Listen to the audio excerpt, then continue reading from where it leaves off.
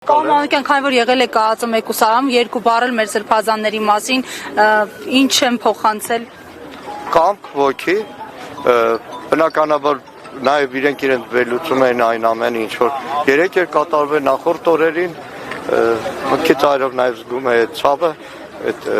հուդա դարձած մի քանի նախկին գայրականների հուդայության, որովհետև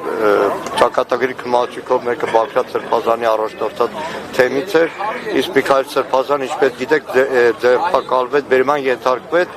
նույն այն ժողովին, կոչվում է քահանայի ժողով եւ ինքը որպես ավագը ղեկավարում է այդ քահանայի ժողովը, բայց իրենց վճռականությունը,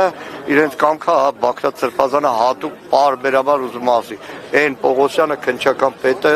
պետք է անպայման ապացուցի, որ Բագրատ Սրբազանը իր ձեռագրով գրել է ահաբեկչություն։ Ինքն էլ ասում է, ամեն անգամ դահլիճում